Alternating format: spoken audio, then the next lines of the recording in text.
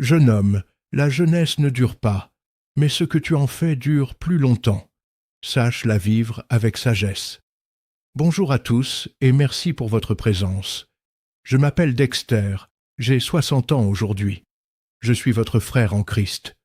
Comme vous, j'ai été jeune, j'ai eu des rêves, j'ai eu des envies de liberté, mais malheureusement aussi des moments d'égarement.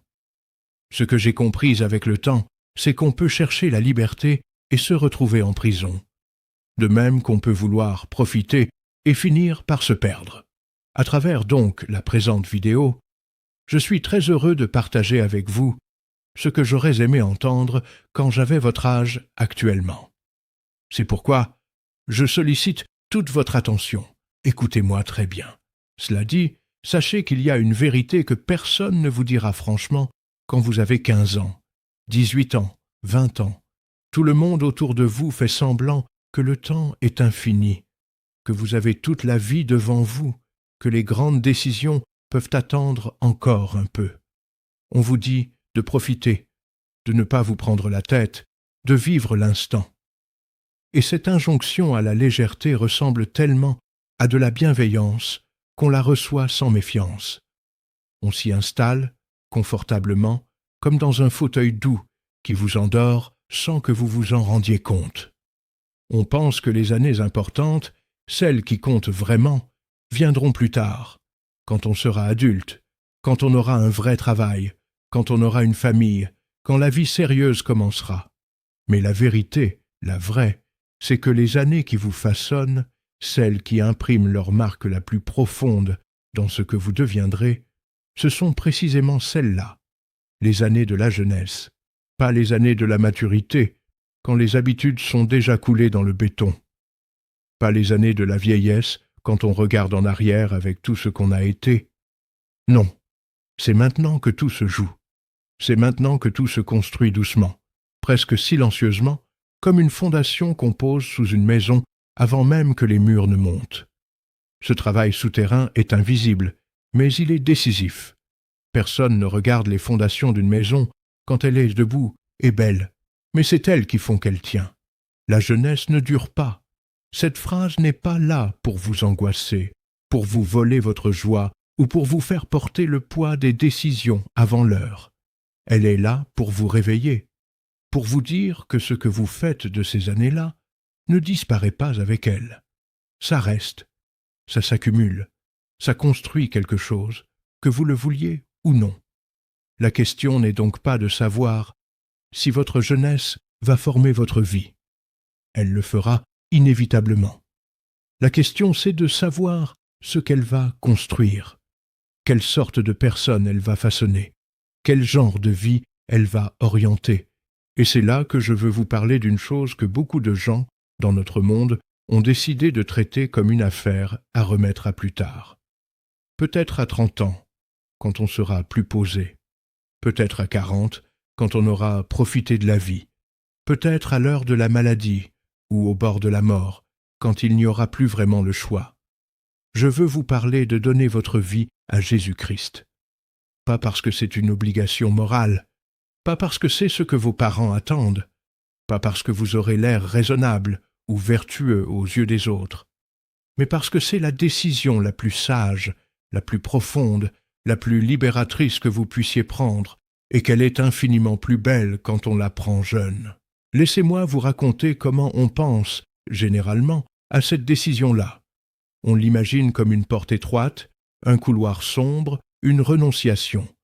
On se dit qu'accepter Jésus, c'est dire adieu à la liberté, au plaisir, à la légèreté de la jeunesse. Qu'on va devenir quelqu'un de sérieux, de rigide, de coupé du monde. Quelqu'un qui juge, qui moralise, qui passe ses soirées à lire des textes anciens au lieu de vivre. Et cette image-là, cette caricature, fait fuir. Elle a fait fuir des générations entières qui ont repoussé Jésus à plus tard parce qu'ils ne voulaient pas de cette vie-là. Ils ne voulaient pas de cette prison. Ils avaient trop peur de s'ennuyer. Mais cette image est un mensonge habile, parce qu'il contient juste assez de vérité pour paraître crédible. Oui, il y a des renoncements dans la vie chrétienne, oui, il y a des choix difficiles difficile à faire, mais fondamentalement faux dans ce qu'il décrit. Donner sa vie à Jésus, ce n'est pas renoncer à être jeune. C'est choisir de l'être pleinement, avec une boussole, avec un sens, avec quelqu'un à côté de soi qui connaît le chemin mieux que n'importe quelle application, n'importe quel influenceur, n'importe quel conseil humain. Ce n'est pas une prison, c'est une direction, et il y a une différence immense entre les deux. Imaginez un navigateur qui part en mer. Il a devant lui un océan immense, des vents capricieux, des courants contraires, des nuits sans lune. Il peut choisir deux choses, partir sans carte, sans boussole, sans étoile pour se repérer, en se disant que l'aventure est là, dans le fait de ne pas savoir où l'on va. Ou il peut partir avec tout cela et vivre la même aventure, le même océan, le même vent, mais avec la capacité d'arriver quelque part.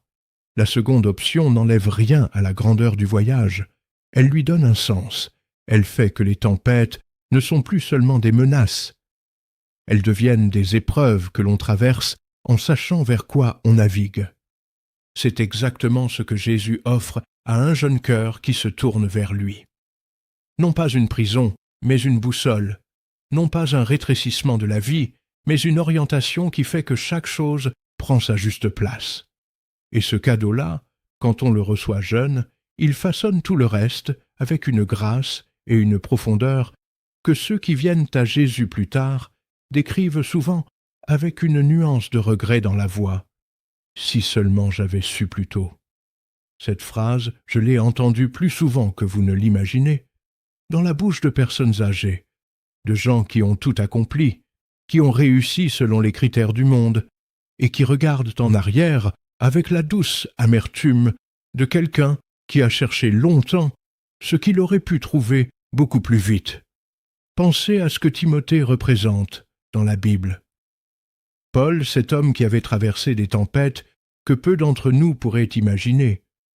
Naufrage, emprisonnement, flagellation, trahison, lui écrit avec une tendresse qui n'appartient qu'au vrai père spirituel.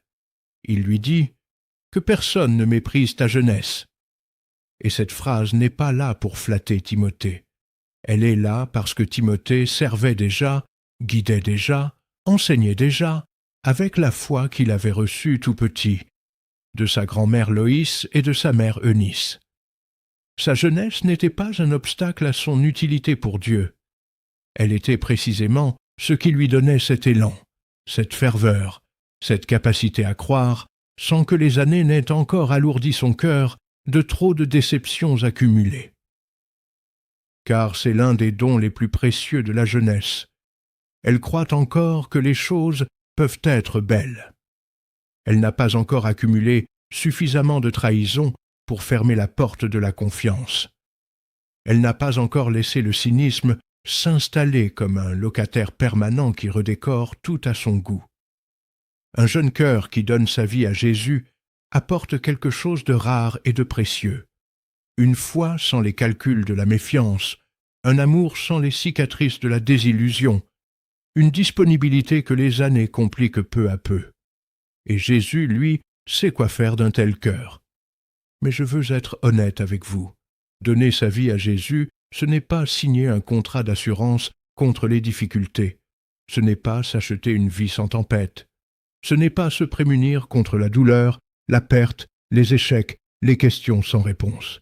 Si vous venez à Jésus en vous disant que tout va devenir facile, que les problèmes vont disparaître, que le chemin va s'aplanir comme par magie, vous risquez d'être déstabilisé très vite.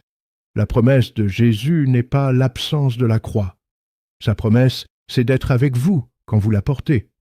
C'est une différence fondamentale, et il vaut mieux la comprendre dès le départ que de la découvrir dans la douleur. Et justement, il y a dans cette réalité quelque chose d'important que les jeunes saisissent peut-être mieux que les adultes. La vie est déjà difficile sans Jésus. Vous le savez. Vous qui avez grandi dans un monde où tout va vite, où les images défilent, où les comparaisons s'accumulent à chaque scroll, où l'anxiété est devenue une sorte d'air ambiant que tout le monde respire sans même s'en rendre compte. Vous savez que la vie n'est pas facile. La question n'est pas de savoir si vous allez traverser des tempêtes. Vous en traverserez avec ou sans Jésus. La question, c'est de savoir avec qui vous les traverserez, seul ou accompagné, dans l'obscurité totale ou avec une lumière. Et là, l'avantage de donner sa vie à Jésus jeune, c'est que vous apprenez à vous appuyer sur lui dans les petites épreuves d'abord, avant que les grandes n'arrivent. C'est comme apprendre à nager dans une piscine avant de se retrouver en mer. Chaque petite difficulté surmontée avec Jésus à vos côtés est une leçon, une expérience qui grave en vous la certitude que vous n'êtes pas seul. Et quand les grandes tempêtes arrivent, et elles arrivent pour tout le monde, sans exception, dans les proportions que l'on ne choisit pas, vous avez déjà une histoire avec lui. Vous avez déjà des souvenirs de sa fidélité. Vous avez déjà la mémoire de moments où il a répondu, guidé, consolé. Cette mémoire-là est une encre. Et une encre, ça ne sert à rien par beau temps. Elle est faite pour la tempête. Je voudrais vous parler de Joseph. Pas pour vous réciter une histoire que vous connaissez peut-être déjà, mais pour vous faire voir quelque chose que l'on oublie souvent dans ce récit. Joseph avait 17 ans quand tout s'est effondré pour lui. 17 ans, l'âge où l'on commence tout juste à se chercher, à sentir qui on est, à rêver de ce qu'on pourrait devenir. C'est l'âge des premiers élans, des premières certitudes fragiles, des premiers regards sur l'horizon. Et c'est précisément à cet âge-là qu'il a été arraché à tout ce qu'il connaissait, vendu par ses propres frères, réduit à l'esclavage dans un pays étranger. Tout ce qui lui donnait une identité, sa famille, sa culture, son nom dans la communauté, l'amour préférentiel de son père, tout cela lui a été brutalement retiré en un seul jour. Ce qui est remarquable dans l'histoire de Joseph, ce n'est pas qu'il ait traversé ces épreuves, c'est comment il les a traversées. La Bible ne dit pas que Joseph comprenait tout ce qui lui arrivait. Elle ne dit pas qu'il était dans la joie permanente, qu'il souriait aux épreuves, qu'il n'a jamais pleuré dans le noir. Elle dit simplement, à chaque étape, que l'Éternel était avec lui, dans la maison de Potiphar, dans la prison, dans l'oubli des années interminables. À chaque fois que la situation empirait, la même phrase revient comme un refrain. L'Éternel était avec Joseph. Et Joseph, lui, n'avait pas abandonné sa foi. Il ne s'était pas dit « Puisque Dieu me laisse souffrir, il n'existe pas ou il ne m'aime pas ». Il avait tenu. Pas dans l'euphorie, pas nécessairement dans la joie permanente, mais dans la fidélité. Et c'est précisément parce qu'il avait appris à vivre avec Dieu dans l'obscurité qu'il a su le servir dans la lumière. Quand il a finalement été placé en position d'autorité, il n'a pas utilisé ce pouvoir pour se venger, pour s'enrichir, pour dominer ceux qui l'avaient humilié. Il a gouverné avec sagesse, avec compassion, avec une vision qui dépassait ses intérêts personnels. Et cette sagesse-là ne s'improvise pas. Elle se forme dans les années de fidélité silencieuse, dans les moments où personne ne regarde, dans les choix difficiles que l'on fait, sans applaudissements, sans témoins, uniquement parce que le cœur a appris à rester droit, même quand c'est difficile. Ce que Joseph avait reçu dans sa jeunesse, une foi transmise par son père Jacob, un sens de l'appartenance à un Dieu qui tient ses promesses, c'est exactement ce qui lui a permis de traverser les années les plus sombres de sa vie sans se briser et sans se corrompre. Sa jeunesse avait formé un caractère. Et ce caractère a été le socle de tout le reste. Tout ce qu'il a accompli de grand a reposé sur ce qui avait été déposé en lui pendant les années que le monde n'aurait pas regardé. Vous vous demandez peut-être comment cela se passe concrètement, de donner sa vie à Jésus. Certains d'entre vous ont peut-être grandi dans un milieu d'église et ont entendu cette expression si souvent qu'elle ne signifie plus grand-chose. Elle est devenue un fond sonore familier, une formule rituelle. D'autres parmi vous entendent cela pour la première fois, ou presque, et se demandent de quoi il s'agit vraiment. Permettez-moi d'essayer d'être aussi concret et aussi honnête que possible. Ce n'est pas une formule magique. Ce n'est pas un rituel qui transforme tout d'un coup, comme si on appuyait sur un bouton. C'est une décision la plus importante que vous puissiez prendre, mais aussi un processus qui se déroule sur toute une vie. On commence par dire oui. Un oui sincère, imparfait, peut-être tremblant. Un oui qui dit « Je ne me comprends pas moi-même assez bien pour conduire seul ma propre vie. Je ne sais pas où je vais vraiment. Je reconnais que j'ai besoin de quelqu'un qui me dépasse, qui me connaît mieux que je ne me connais, qui voit plus loin que je ne vois. Et ce quelqu'un, je crois que c'est toi, Jésus. Conduis-moi. Prends ma vie. Je te la donne. » Ce oui change tout. Pas parce que les circonstances extérieures changent immédiatement. Le lendemain matin, vos problèmes seront encore là. Vos examens, vos relations compliquées, vos doutes, vos habitudes à changer, tout cela sera encore là. Mais le centre de gravité de votre vie aura basculé. Au lieu d'être le seul architecte de votre existence, vous devenez quelqu'un qui construit avec Jésus. Et ce n'est pas une diminution, c'est une amplification. Comme un musicien qui joue seul dans sa chambre et qui rejoint un orchestre. Ses propres notes ne disparaissent pas. Elles prennent leur place dans quelque chose de plus grand, de plus beau, de plus riche que ce qu'il aurait pu produire seul. Et puis, progressivement, quelque chose se passe. Vous commencez à comprendre que cette décision n'était pas juste pour l'avenir, pour le paradis, pour une vie après la mort. Elle était pour maintenant. Pour ce mardi matin ordinaire, où vous devez choisir entre l'honnêteté et le mensonge commode. Pour cette relation compliquée où vous ne savez pas comment aimer sans vous perdre. Pour cette peur de l'avenir qui s'installe en vous certaines nuits et que vous essayez de noyer dans le bruit, dans les vidéos, dans la musique, dans n'importe quoi qui empêche le silence de parler. Jésus n'est pas une réserve spirituelle qu'on garde pour les grandes occasions solennelles. Il est un compagnon de route pour chaque jour, pour chaque heure, pour les moments ordinaires qui, mis bout à bout, forment une vie. Permettez-moi de vous parler d'une image que j'aime beaucoup. Imaginez un arbre planté au bord d'une rivière. La Bible l'évoque dans le psaume 1, et c'est une image d'une beauté et d'une précision remarquables. Cet arbre ne cherche pas l'eau. Il n'est pas obligé de courir derrière elle, de s'épuiser à creuser le sol chaque jour pour trouver de quoi s'alimenter. Parce qu'il est planté au bon endroit, ses racines atteignent l'eau naturellement, en permanence, même dans les saisons sèches. Il donne ses fruits en son temps. Ses feuilles ne se flétrissent pas. Il n'est pas fragile aux aléas du temps, parce que son alimentation vient de plus profond que la surface. La sécheresse qui dessèche le sol tout autour ne l'atteint pas de la même façon, parce que ses racines sont plus longues que ce que l'œil peut voir. C'est ce que produit une vie construite sur Jésus dès la jeunesse. Non pas une vie sans sécheresse, s'il y en aura, mais une vie dont les racines vont assez profond pour tenir quand le sol en surface se dessèche.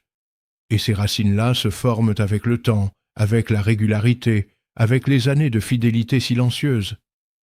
Un arbre qu'on plante aujourd'hui aura, dans 10 ans, des racines que celui qu'on plante dans 10 ans n'aura pas encore. C'est la logique simple du temps, et c'est une des raisons les plus concrètes, les plus pratiques, pour lesquelles donner sa vie à Jésus jeune est une sagesse, pas une contrainte. Mais je veux aussi vous parler de la peur, parce que beaucoup d'entre vous sentent quelque chose en entendant ces mots. Une sorte d'attrait, peut-être, un frémissement intérieur qui dit que tout cela est vrai, que cette voix résonne dans un endroit profond de vous. Et en même temps, quelque chose résiste, quelque chose dit « pas maintenant, plus tard, quand je serai prêt, quand j'aurai fait ma part de choses, quand j'aurai vécu. » Et cette résistance-là mérite qu'on la regarde en face, sans la juger, mais sans non plus la laisser décider à votre place. D'où vient-elle? Parfois, elle vient de la peur de ce que les autres vont penser. Peur d'être mis à part, d'être différent, de devenir celui ou celle qui ne fait plus les mêmes choses que le groupe. C'est une peur réelle, et je ne vais pas la minimiser.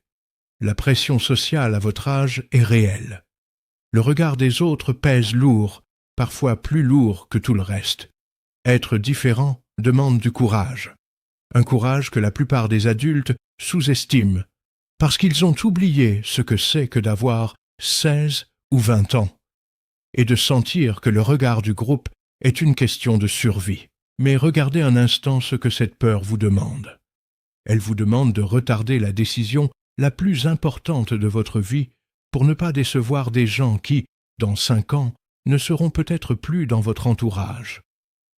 Elle vous demande de construire votre vie en fonction du regard de personnes qui construisent elles-mêmes leur vie en tâtonnant, qui cherchent elles aussi leur chemin, qui ont elles aussi leur propre peur qu'elles cachent derrière leur assurance de façade. Est-ce vraiment là une boussole fiable? Est-ce vraiment là le jury que vous voulez laisser présider à vos choix les plus profonds? Parfois, la résistance vient d'une peur plus profonde, la peur de ne pas être à la hauteur.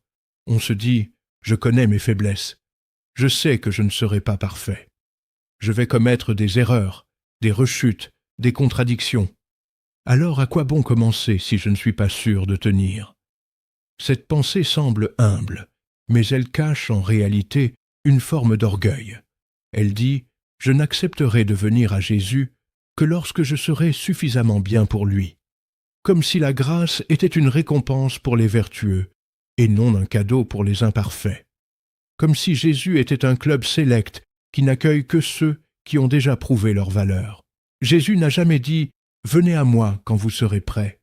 Il a dit « venez à moi, vous tous qui êtes fatigués et chargés, vous, avec vos doutes, vos contradictions, vos questions sans réponse, vos blessures que vous cachez, vos mauvaises habitudes que vous n'arrivez pas à quitter, votre passé que vous n'osez montrer à personne. » Il ne demande pas la perfection comme condition d'entrée.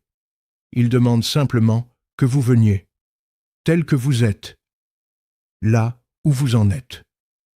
Maintenant, et quand on vient jeune, quelque chose de particulièrement beau se produit. On arrive avec moins à défaire, pas parce qu'on est meilleur que les autres, non, mais parce que les habitudes qui s'installent sur 20 ans sont plus difficiles à déloger que celles qui n'en ont que 2. Parce que les chemins qu'on apprend à ne pas emprunter dès le début sont des pièges qu'on n'a jamais à déminer plus tard. Parce que les blessures que l'on n'a pas encore eu le temps d'accumuler sont des blessures dont il n'a pas fallu guérir. Ce n'est pas une question de mérite, c'est une question de grâce que de recevoir tôt ce dont on a besoin. Il y a un moment dans l'Évangile que je trouve particulièrement touchant. Un jeune homme riche s'approche de Jésus en courant. Il s'agenouille devant lui, et la Bible dit quelque chose de remarquable. Jésus le regarda et l'aima, avant que le jeune homme ait dit quoi que ce soit d'extraordinaire, avant qu'il ait accompli quoi que ce soit. Jésus le regarda et l'aima. Il y avait dans ce jeune homme quelque chose qui plaisait à Jésus. Peut-être cette ferveur, cette sincérité, cette envie de faire juste, cette façon de courir plutôt que de marcher. Ce jeune homme voulait savoir ce qu'il devait faire pour hériter de la vie éternelle. Il avait gardé les commandements depuis son enfance, et pourtant, quelque chose manquait. Une seule chose, et quand Jésus lui a dit ce qui manquait, le jeune homme est reparti, triste, parce qu'il avait de grands biens qu'il ne pouvait pas lâcher. Ce récit n'est pas là pour vous faire peur, ni pour vous donner des complexes sur vos possessions. Il est là pour vous montrer quelque chose de précis. Ce jeune homme était très proche du royaume, très proche. Jésus le regardait avec amour, mais une chose retenait son cœur ailleurs. Et c'est cette chose-là, cette attache, qui l'a empêché d'entrer dans la pleine liberté de la vie avec Jésus. Chacun d'entre vous a sa propre version de cette attache. Ce n'est pas forcément l'argent, c'est peut-être l'opinion des autres, c'est peut-être une relation qui vous retient loin de qui vous devriez être. C'est peut-être l'image de vous-même que vous ne voulez pas remettre en question, parce que la remettre en question serait trop douloureux. C'est peut-être simplement la peur du changement, cette résistance naturelle de l'être humain face à ce qui pourrait tout transformer. Jésus vous regarde, lui aussi, avec amour. La question n'est pas de savoir s'il vous accueille. Il le fera, sans hésitation, sans jugement, sans liste de conditions préalables. La question est de savoir si vous êtes prêt à lâcher ce qui retient votre cœur. Pas pour perdre quelque chose, mais pour trouver infiniment plus. Pas pour vous appauvrir, mais pour devenir enfin libre. Se laisser conduire par Jésus, ce n'est pas passif, ce n'est pas s'effacer, devenir sans personnalité, perdre ses rêves ou ses ambitions. Au contraire, ceux qui se laissent conduire par lui découvrent souvent, avec une surprise qui les enchante, que leurs dons sont amplifiés, que leurs rêves sont affinés, que leurs ambitions trouvent une direction qui leur donne enfin un sens qui dépasse eux-mêmes. Parce que Jésus ne vient pas détruire ce que vous êtes. Il vient accomplir ce que vous êtes vraiment, ce que vous portez en germe, ce que vous ne voyez peut-être pas encore vous-même, faute d'avoir la bonne lumière. David était berger, pas général, pas roi, pas homme d'État. Berger. Il passait ses journées seul avec ses brebis, dans des champs que personne n'admirait, à jouer de la harpe pour un public qui bêlait. Sa vie, vue de l'extérieur, n'avait rien d'extraordinaire. Il était le plus jeune, celui qu'on n'invitait pas aux grandes occasions, celui qu'on laissait aux tâches ordinaires pendant que les aînés s'occupaient des choses importantes. Et c'est dans cette obscurité-là que Dieu l'a formé. Pas dans les palais, pas dans les salles de décision, dans les champs, seul avec ses brebis et son Dieu. Parce que dans les champs, David a appris à prier, à louer, à faire confiance dans le silence. Il a écrit des psaumes que personne ne lisait encore. Il a chanté des louanges que personne n'entendait, sauf Dieu. Il a affronté des lions. Il a affronté des ours, seul, sans témoin, sans applaudissements. Et chaque victoire remportée dans l'obscurité a construit en lui un courage, une foi, une intimité avec Dieu que rien d'autre n'aurait pu construire. Aucune école, aucun entraînement militaire, aucun livre. Cette formation-là était unique et elle était réservée à ceux qui acceptent d'être petits, invisibles et fidèles. Quand Samuel est venu chez Jessé pour oindre le futur roi d'Israël, il a regardé les fils qui se présentaient, des hommes grands, imposants, visiblement faits pour régner selon les critères humains. Et Dieu lui a dit quelque chose qui résonne encore aujourd'hui comme une parole profondément libératrice. L'homme regarde ce qui frappe les yeux, mais l'Éternel regarde au cœur. Et c'est David, le plus jeune, celui qu'on n'avait même pas pensé à convoquer, celui qui gardait les brebis pendant que ses frères se montraient, c'est lui que Dieu avait choisi. Pas parce qu'il était parfait, sa vie plus tard en témoigne, mais parce que son cœur était orienté vers Dieu. Ce n'est pas une histoire pour vous dire que vous serez tous rois. C'est une histoire pour vous dire que Dieu ne vous évalue pas avec les mêmes critères que le monde. Il ne regarde pas vos résultats scolaires, vos followers, votre apparence, votre famille, votre quartier, votre niveau social. Il regarde votre cœur. Et un cœur jeune, sincère, qui se tourne vers lui, qui dit « Me voici, conduis-moi ». C'est un cœur que Dieu prend au sérieux, que Dieu honore, que Dieu utilise d'une façon que vous n'imaginez pas encore. Se laisser conduire par Jésus dans la pratique quotidienne, cela ressemble à beaucoup de petites choses ordinaires. Cela ressemble à commencer sa journée en lui parlant, même brièvement, même maladroitement, même avec des mots qui ne semblent pas très beaux.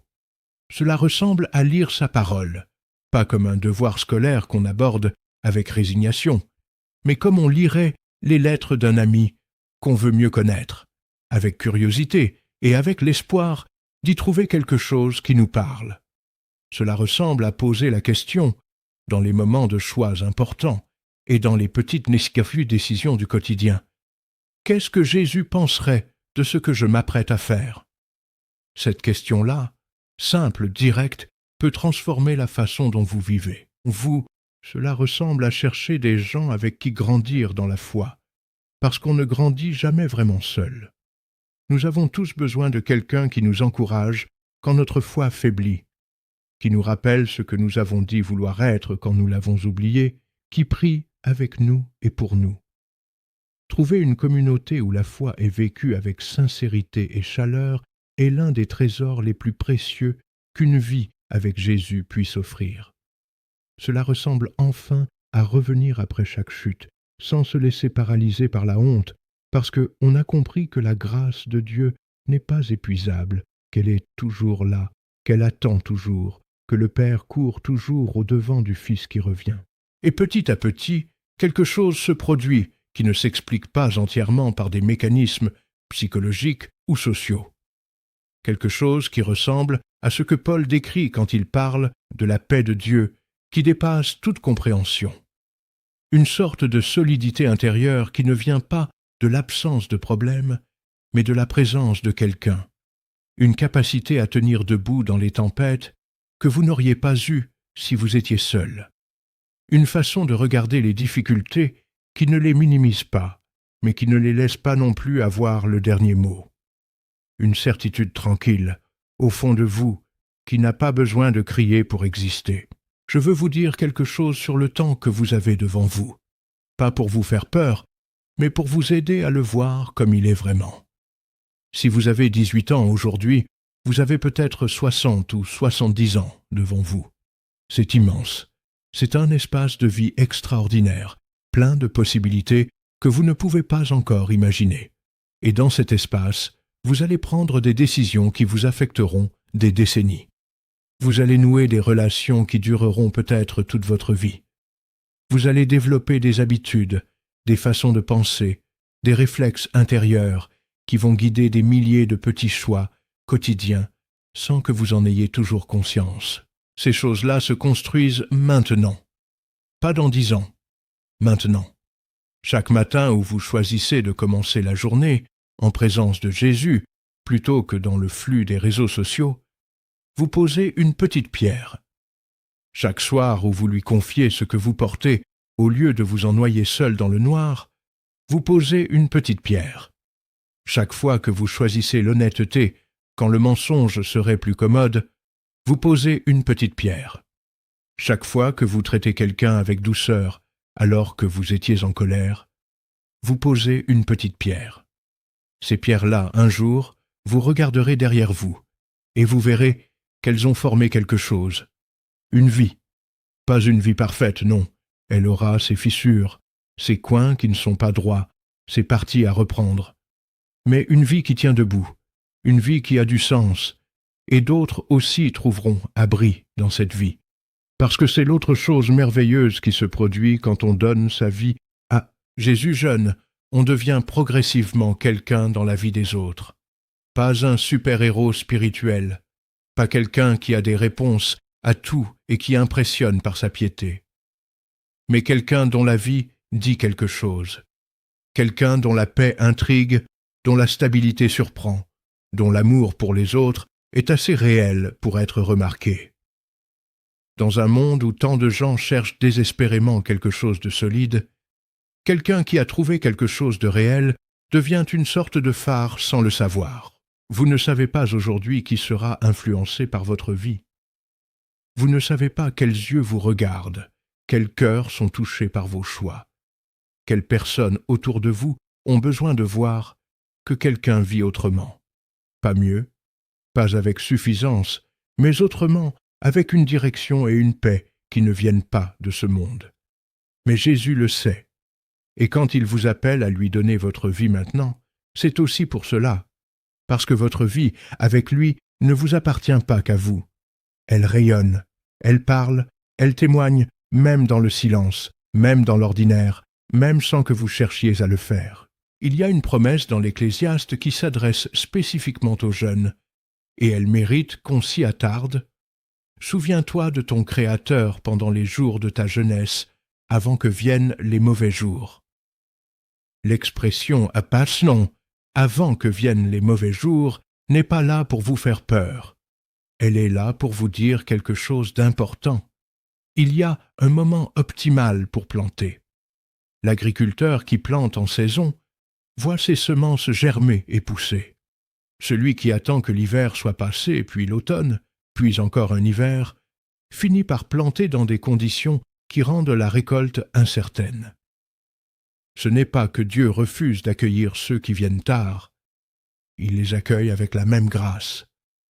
Mais il y a des choses que les années de jeunesse permettent de construire que les autres saisons de la vie rendent plus difficiles.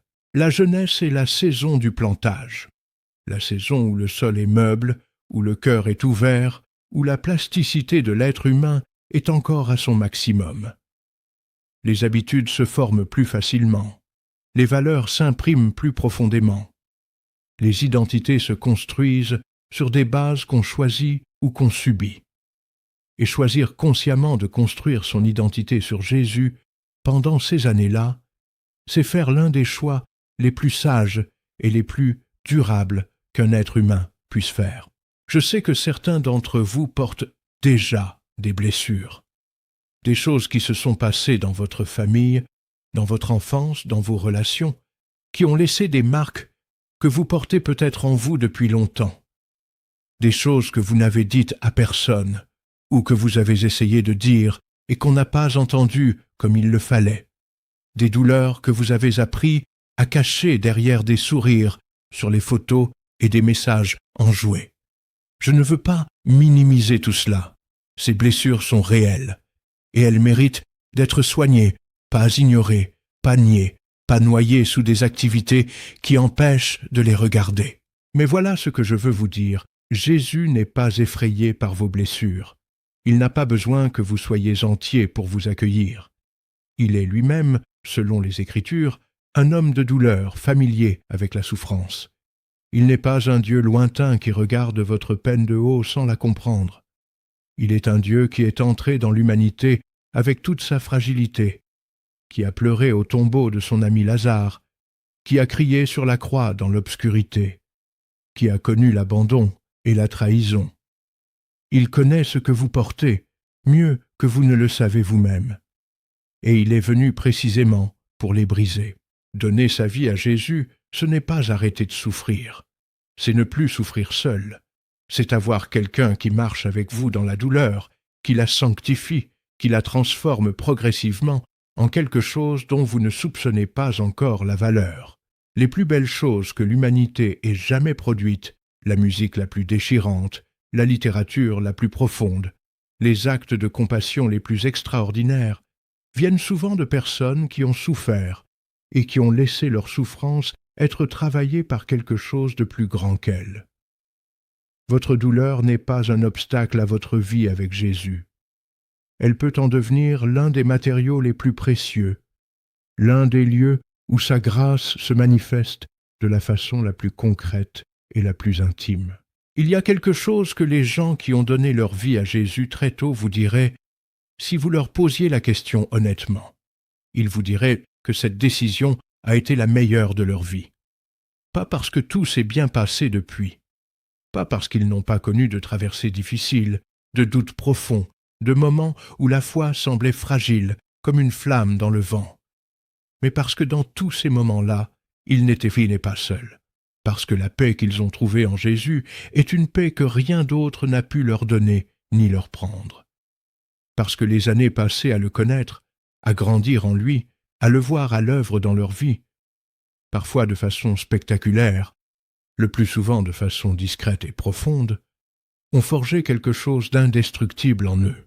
Et ils vous diraient aussi, avec une nuance de tendresse mélancolique dans la voix, qu'ils auraient aimé décider encore plus tôt. Pas parce qu'ils regrettent leur parcours, mais parce qu'ils savent maintenant combien de temps ils ont passé à chercher, dans les mauvais endroits, ce qu'ils auraient pu trouver beaucoup plus vite. Combien d'énergie, de larmes, de nuits sans sommeil ont été dépensées à courir après des choses qui promettaient tout et tenaient si peu.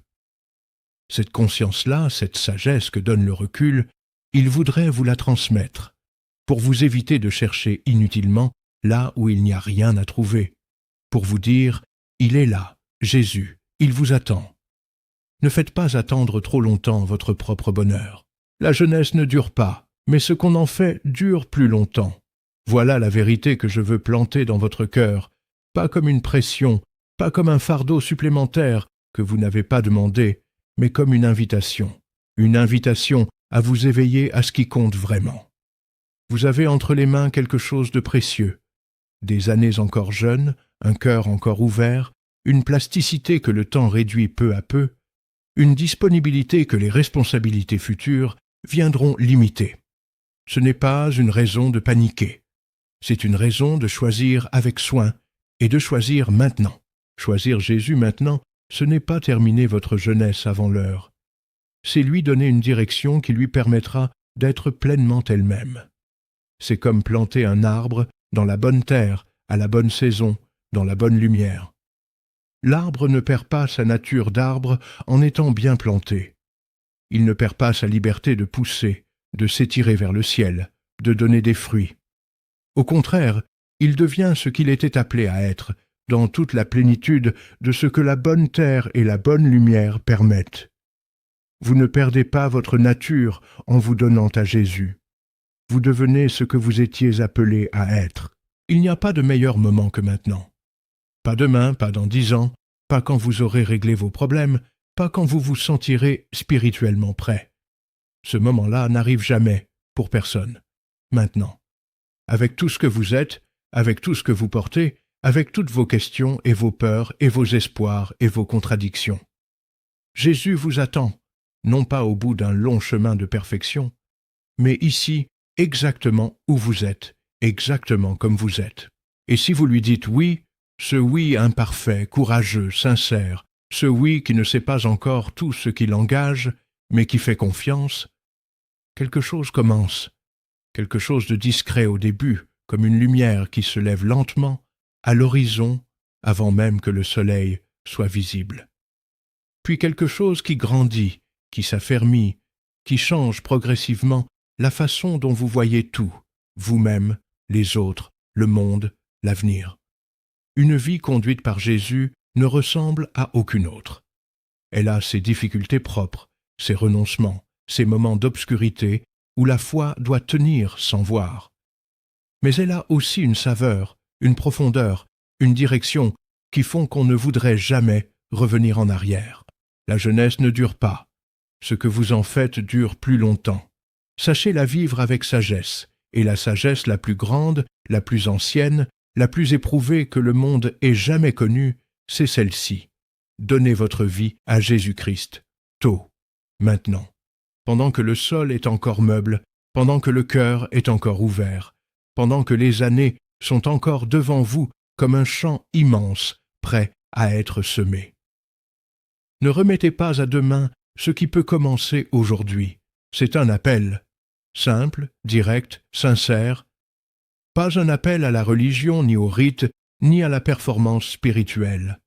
Un appel à une relation, avec Jésus-Christ vivant, présent, qui vous connaît par votre prénom et qui vous attend. Répondez à cet appel, maintenant, pendant que la jeunesse est là, pendant que le sol est meuble, pendant que le cœur est ouvert, vous ne le regretterez jamais. Souviens-toi de ton Créateur pendant les jours de ta jeunesse. Ecclésiaste 12, 1. Et si ce contenu t'a enrichi, si tu penses que d'autres autour de toi pourraient en bénéficier, alors ne garde pas ce trésor pour toi. Abonne-toi à cette chaîne pour ne rater aucun contenu de ce genre. Mets un pouce en l'air, un cœur, un like, ce petit geste compte vraiment, et il aide ce travail à atteindre davantage de jeunes gens comme toi, qui cherchent des réponses sincères à de vraies questions. Et partage ce texte autour de toi, à ta famille, à tes amis, à ceux qui s'interrogent, à ceux qui ont peur, à ceux qui cherchent, parce que la vérité mérite d'être partagée, et la lumière est faite pour être répandue et non cachée. À très bientôt pour de nouvelles explorations au cœur de la foi, de l'histoire et de la vie. Dieu vous bénisse richement. Merci. D'où vient-elle? Parfois, elle vient de la peur de ce que les autres vont penser. Peur d'être mis à part, d'être différent, de devenir celui ou celle qui ne fait plus les mêmes choses que le groupe. C'est une peur réelle, et je ne vais pas la minimiser. La pression sociale à votre âge est réelle. Le regard des autres pèse lourd, parfois plus lourd que tout le reste. Être différent demande du courage.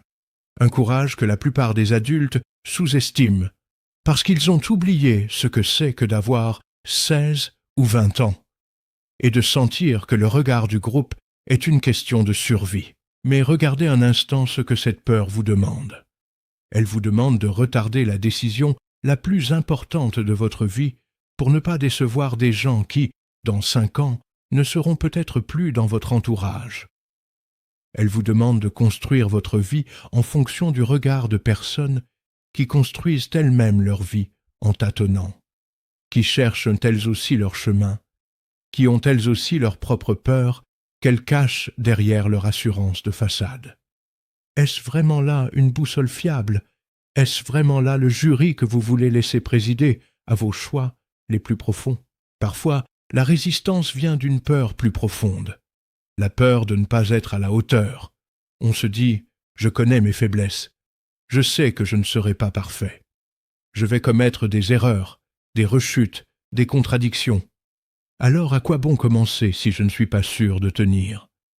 Cette pensée semble humble, mais elle cache en réalité une forme d'orgueil. Elle dit « je n'accepterai de venir à Jésus que lorsque je serai suffisamment bien pour lui », comme si la grâce était une récompense pour les vertueux et non un cadeau pour les imparfaits, comme si Jésus était un club sélect qui n'accueille que ceux qui ont déjà prouvé leur valeur. Jésus n'a jamais dit « venez à moi quand vous serez prêts ». Il a dit « venez à moi, vous tous qui êtes fatigués et chargés, vous, avec vos doutes, vos contradictions, vos questions sans réponse, vos blessures que vous cachez, vos mauvaises habitudes que vous n'arrivez pas à quitter, votre passé que vous n'osez montrer à personne. » Il ne demande pas la perfection comme condition d'entrée. Il demande simplement que vous veniez, tel que vous êtes, là où vous en êtes. Maintenant, et quand on vient jeune, quelque chose de particulièrement beau se produit. On arrive avec moins à défaire, pas parce qu'on est meilleur que les autres, non, mais parce que les habitudes qui s'installent sur 20 ans sont plus difficiles à déloger que celles qui n'en ont que 2. Parce que les chemins qu'on apprend à ne pas emprunter dès le début sont des pièges qu'on n'a jamais à déminer plus tard. Parce que les blessures que l'on n'a pas encore eu le temps d'accumuler sont des blessures dont il n'a pas fallu guérir.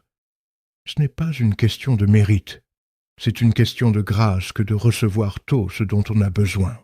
Il y a un moment dans l'Évangile que je trouve particulièrement touchant. Un jeune homme riche s'approche de Jésus en courant. Il s'agenouille devant lui, et la Bible dit quelque chose de remarquable. Jésus le regarda et l'aima, avant que le jeune homme ait dit quoi que ce soit d'extraordinaire, avant qu'il ait accompli quoi que ce soit. Jésus le regarda et l'aima. Il y avait dans ce jeune homme quelque chose qui plaisait à Jésus. Peut-être cette ferveur, cette sincérité, cette envie de faire juste, cette façon de courir plutôt que de marcher. Ce jeune homme voulait savoir ce qu'il devait faire pour hériter de la vie éternelle. Il avait gardé les commandements depuis son enfance, et pourtant, quelque chose manquait. Une seule chose, et quand Jésus lui a dit ce qui manquait, le jeune homme est reparti, triste, parce qu'il avait de grands biens qu'il ne pouvait pas lâcher. Ce récit n'est pas là pour vous faire peur, ni pour vous donner des complexes sur vos possessions. Il est là pour vous montrer quelque chose de précis. Ce jeune homme était très proche du royaume, très proche. Jésus le regardait avec amour, mais une chose retenait son cœur ailleurs. Et c'est cette chose-là, cette attache, qui l'a empêché d'entrer dans la pleine liberté de la vie avec Jésus. Chacun d'entre vous a sa propre version de cette attache. Ce n'est pas forcément l'argent, c'est peut-être l'opinion des autres, c'est peut-être une relation qui vous retient loin de qui vous devriez être. C'est peut-être l'image de vous-même que vous ne voulez pas remettre en question, parce que la remettre en question serait trop douloureux. C'est peut-être simplement la peur du changement, cette résistance naturelle de l'être humain face à ce qui pourrait tout transformer. Jésus vous regarde, lui aussi, avec amour. La question n'est pas de savoir s'il vous accueille. Il le fera, sans hésitation, sans jugement, sans liste de conditions préalables. La question est de savoir si vous êtes prêt à lâcher ce qui retient votre cœur. Pas pour perdre quelque chose, mais pour trouver infiniment plus, pas pour vous appauvrir, mais pour devenir enfin libre. Se laisser conduire par Jésus, ce n'est pas passif, ce n'est pas s'effacer, devenir sans personnalité, perdre ses rêves ou ses ambitions. Au contraire, ceux qui se laissent conduire par lui découvrent souvent, avec une surprise qui les enchante, que leurs dons sont amplifiés, que leurs rêves sont affinés, que leurs ambitions trouvent une direction qui leur donne enfin un sens qui dépasse eux-mêmes. Parce que Jésus ne vient pas détruire ce que vous êtes. Il vient accomplir ce que vous êtes vraiment, ce que vous portez en germe, ce que vous ne voyez peut-être pas encore vous-même, faute d'avoir la bonne lumière. David était berger, pas général, pas roi, pas homme d'État. Berger. Il passait ses journées seul avec ses brebis, dans des champs que personne n'admirait, à jouer de la harpe pour un public qui bêlait. Sa vie, vue de l'extérieur, n'avait rien d'extraordinaire. Il était le plus jeune, celui qu'on n'invitait pas aux grandes occasions, celui qu'on laissait aux tâches ordinaires pendant que les aînés s'occupaient des choses importantes. Et c'est dans cette obscurité-là que Dieu l'a formé. Pas dans les palais, pas dans les salles de décision, dans les champs, seul avec ses brebis et son Dieu. Parce que dans les champs, David a appris à prier, à louer, à faire confiance dans le silence. Il a écrit des psaumes que personne ne lisait encore. Il a chanté des louanges que personne n'entendait, sauf Dieu. Il a affronté des lions. Il a affronté des ours, seul, sans témoin, sans applaudissements. Et chaque victoire remportée dans l'obscurité a construit en lui un courage, une foi, une intimité avec Dieu que rien d'autre n'aurait pu construire. Aucune école, aucun entraînement militaire, aucun livre. Cette formation-là était unique et elle était réservée à ceux qui acceptent d'être petits, invisibles et fidèles. Quand Samuel est venu chez Jessé pour oindre le futur roi d'Israël, il a regardé les fils qui se présentaient, des hommes grands, imposants, visiblement faits pour régner selon les critères humains. Et Dieu lui a dit quelque chose qui résonne encore aujourd'hui comme une parole profondément libératrice. L'homme regarde ce qui frappe les yeux, mais l'Éternel regarde au cœur. Et c'est David, le plus jeune, celui qu'on n'avait même pas pensé à convoquer, celui qui gardait les brebis pendant que ses frères se montraient, c'est lui que Dieu avait choisi. Pas parce qu'il était parfait, sa vie plus tard en témoigne, mais parce que son cœur était orienté vers Dieu. Ce n'est pas une histoire pour vous dire que vous serez tous rois. C'est une histoire pour vous dire que Dieu ne vous évalue pas avec les mêmes critères que le monde. Il ne regarde pas vos résultats scolaires, vos followers, votre apparence, votre famille, votre quartier, votre niveau social. Il regarde votre cœur. Et un cœur jeune, sincère, qui se tourne vers lui, qui dit « Me voici, conduis-moi ». C'est un cœur que Dieu prend au sérieux, que Dieu honore, que Dieu utilise d'une façon que vous n'imaginez pas encore. Se laisser conduire par Jésus dans la pratique quotidienne, cela ressemble à beaucoup de petites choses ordinaires. Cela ressemble à commencer sa journée en lui parlant, même brièvement, même maladroitement, même avec des mots qui ne semblent pas très beaux. Cela ressemble à lire sa parole, pas comme un devoir scolaire qu'on aborde avec résignation, mais comme on lirait les lettres d'un ami qu'on veut mieux connaître, avec curiosité et avec l'espoir d'y trouver quelque chose qui nous parle. Cela ressemble à poser la question, dans les moments de choix importants et dans les petites décisions du quotidien. Qu'est-ce que Jésus penserait de ce que je m'apprête à faire? Cette question-là, simple, directe, peut transformer la façon dont vous vivez. Cela ressemble à chercher des gens avec qui grandir dans la foi, parce qu'on ne grandit jamais vraiment seul. Nous avons tous besoin de quelqu'un qui nous encourage quand notre foi faiblit, qui nous rappelle ce que nous avons dit vouloir être quand nous l'avons oublié, qui prie avec nous et pour nous. Trouver une communauté où la foi est vécue avec sincérité et chaleur est l'un des trésors les plus précieux qu'une vie avec Jésus puisse offrir. Cela ressemble enfin à revenir après chaque chute, sans se laisser paralyser par la honte parce qu'on a compris que la grâce de Dieu n'est pas épuisable, qu'elle est toujours là, qu'elle attend toujours, que le Père court toujours au-devant du Fils qui revient. Et petit à petit, quelque chose se produit qui ne s'explique pas entièrement par des mécanismes psychologiques ou sociaux. Quelque chose qui ressemble à ce que Paul décrit quand il parle de la paix de Dieu qui dépasse toute compréhension. Une sorte de solidité intérieure qui ne vient pas de l'absence de problème, mais de la présence de quelqu'un. Une capacité à tenir debout dans les tempêtes que vous n'auriez pas eue si vous étiez seul.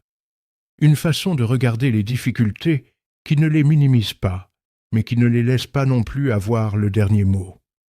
Une certitude tranquille, au fond de vous, qui n'a pas besoin de crier pour exister. Je veux vous dire quelque chose sur le temps que vous avez devant vous. Pas pour vous faire peur, mais pour vous aider à le voir comme il est vraiment. Si vous avez 18 ans aujourd'hui, vous avez peut-être 60 ou 70 ans devant vous. C'est immense. C'est un espace de vie extraordinaire, plein de possibilités que vous ne pouvez pas encore imaginer. Et dans cet espace, vous allez prendre des décisions qui vous affecteront des décennies. Vous allez nouer des relations qui dureront peut-être toute votre vie. Vous allez développer des habitudes, des façons de penser, des réflexes intérieurs qui vont guider des milliers de petits choix quotidiens sans que vous en ayez toujours conscience. Ces choses-là se construisent maintenant, pas dans 10 ans, maintenant. Chaque matin où vous choisissez de commencer la journée en présence de Jésus, plutôt que dans le flux des réseaux sociaux, vous posez une petite pierre. Chaque soir où vous lui confiez ce que vous portez, au lieu de vous en noyer seul dans le noir, vous posez une petite pierre. Chaque fois que vous choisissez l'honnêteté, quand le mensonge serait plus commode, vous posez une petite pierre. Chaque fois que vous traitez quelqu'un avec douceur, alors que vous étiez en colère, vous posez une petite pierre. Ces pierres-là, un jour, vous regarderez derrière vous, et vous verrez qu'elles ont formé quelque chose. Une vie. Pas une vie parfaite, non. Elle aura ses fissures, ses coins qui ne sont pas droits, ses parties à reprendre. Mais une vie qui tient debout, une vie qui a du sens, et d'autres aussi trouveront abri dans cette vie. Parce que c'est l'autre chose merveilleuse qui se produit quand on donne sa vie à Jésus jeune, on devient progressivement quelqu'un dans la vie des autres. Pas un super-héros spirituel, pas quelqu'un qui a des réponses à tout et qui impressionne par sa piété, mais quelqu'un dont la vie dit quelque chose, quelqu'un dont la paix intrigue, dont la stabilité surprend, dont l'amour pour les autres est assez réel pour être remarqué. Dans un monde où tant de gens cherchent désespérément quelque chose de solide, quelqu'un qui a trouvé quelque chose de réel devient une sorte de phare sans le savoir. Vous ne savez pas aujourd'hui qui sera influencé par votre vie. Vous ne savez pas quels yeux vous regardent, quels cœurs sont touchés par vos choix, quelles personnes autour de vous ont besoin de voir que quelqu'un vit autrement. Pas mieux, pas avec suffisance, mais autrement, avec une direction et une paix qui ne viennent pas de ce monde. Mais Jésus le sait, et quand il vous appelle à lui donner votre vie maintenant, c'est aussi pour cela, parce que votre vie, avec lui, ne vous appartient pas qu'à vous. Elle rayonne, elle parle, elle témoigne, même dans le silence, même dans l'ordinaire, même sans que vous cherchiez à le faire. Il y a une promesse dans l'Ecclésiaste qui s'adresse spécifiquement aux jeunes, et elle mérite qu'on s'y attarde. Souviens-toi de ton Créateur pendant les jours de ta jeunesse, avant que viennent les mauvais jours. L'expression « appassion » avant que viennent les mauvais jours n'est pas là pour vous faire peur. Elle est là pour vous dire quelque chose d'important. Il y a un moment optimal pour planter. L'agriculteur qui plante en saison voit ses semences germer et pousser. Celui qui attend que l'hiver soit passé, puis l'automne, puis encore un hiver, finit par planter dans des conditions qui rendent la récolte incertaine. Ce n'est pas que Dieu refuse d'accueillir ceux qui viennent tard. Il les accueille avec la même grâce. Mais il y a des choses que les années de jeunesse permettent de construire que les autres saisons de la vie rendent plus difficiles. La jeunesse est la saison du plantage, la saison où le sol est meuble, où le cœur est ouvert, où la plasticité de l'être humain est encore à son maximum. Les habitudes se forment plus facilement, les valeurs s'impriment plus profondément. Les identités se construisent sur des bases qu'on choisit ou qu'on subit. Et choisir consciemment de construire son identité sur Jésus pendant ces années-là, c'est faire l'un des choix les plus sages et les plus durables qu'un être humain puisse faire. Je sais que certains d'entre vous portent déjà des blessures, des choses qui se sont passées dans votre famille, dans votre enfance, dans vos relations, qui ont laissé des marques que vous portez peut-être en vous depuis longtemps, des choses que vous n'avez dites à personne, ou que vous avez essayé de dire et qu'on n'a pas entendues comme il le fallait, des douleurs que vous avez appris à cacher derrière des sourires sur les photos et des messages enjoués. Je ne veux pas minimiser tout cela. Ces blessures sont réelles, et elles méritent d'être soignées, pas ignorées, pas niées, pas noyées sous des activités qui empêchent de les regarder. Mais voilà ce que je veux vous dire. Jésus n'est pas effrayé par vos blessures. Il n'a pas besoin que vous soyez entiers pour vous accueillir. Il est lui-même, selon les Écritures, un homme de douleur, familier avec la souffrance. Il n'est pas un Dieu lointain qui regarde votre peine de haut sans la comprendre.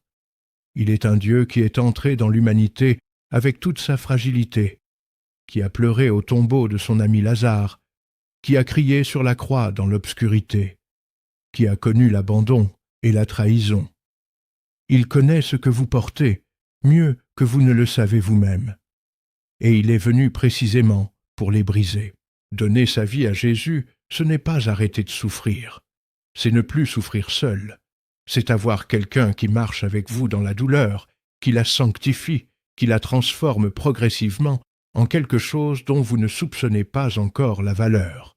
Les plus belles choses que l'humanité ait jamais produites, la musique la plus déchirante, la littérature la plus profonde, les actes de compassion les plus extraordinaires, viennent souvent de personnes qui ont souffert et qui ont laissé leur souffrance être travaillée par quelque chose de plus grand qu'elles.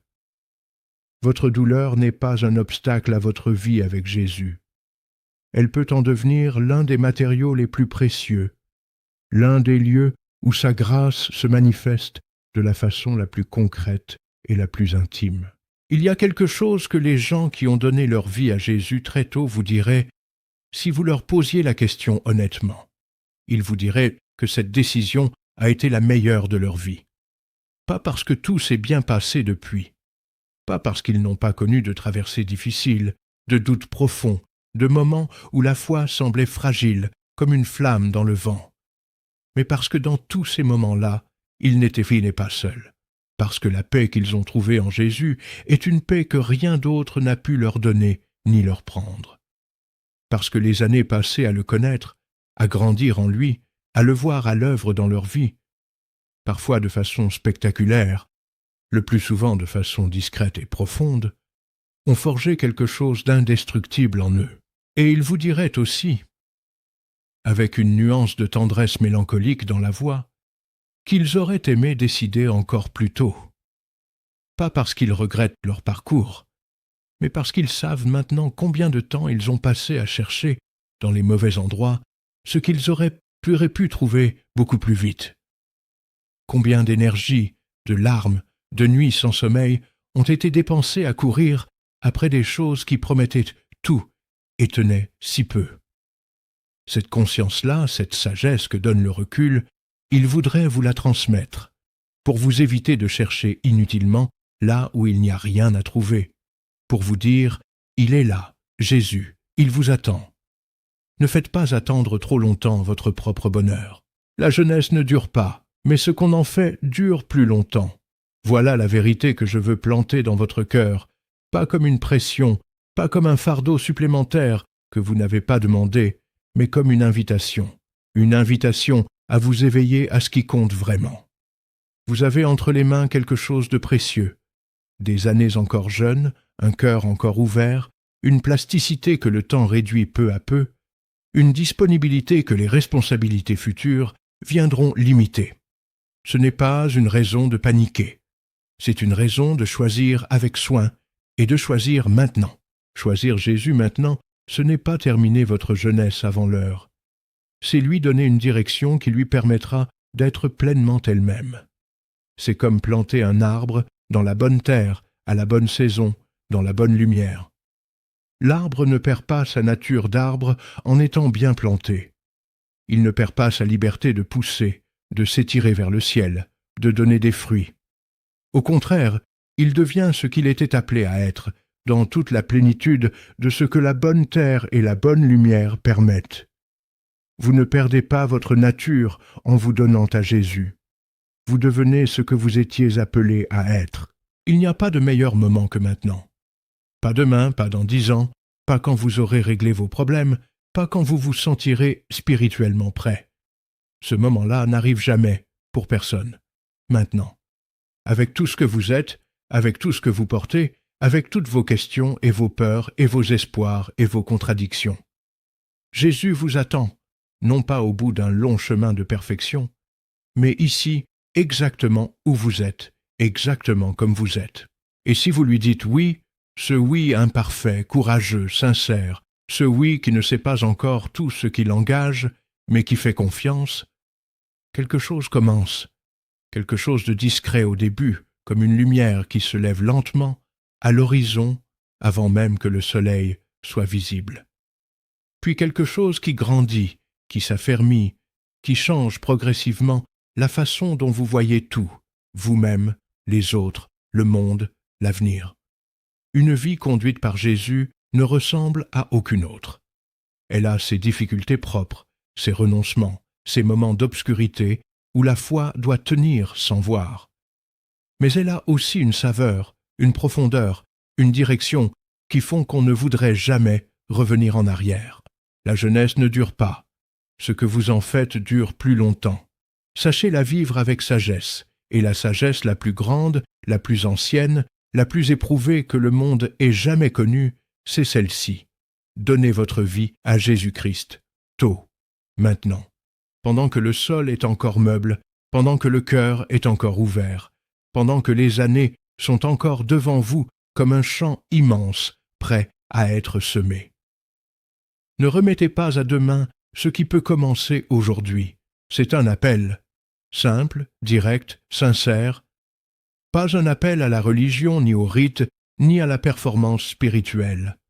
Un appel à une relation, avec Jésus-Christ vivant, présent, qui vous connaît par votre prénom et qui vous attend. Répondez à cet appel, maintenant, pendant que la jeunesse est là, pendant que le sol est meuble, pendant que le cœur est ouvert, vous ne le regretterez jamais. Souviens-toi de ton Créateur pendant les jours de ta jeunesse. Ecclésiaste 12, 1.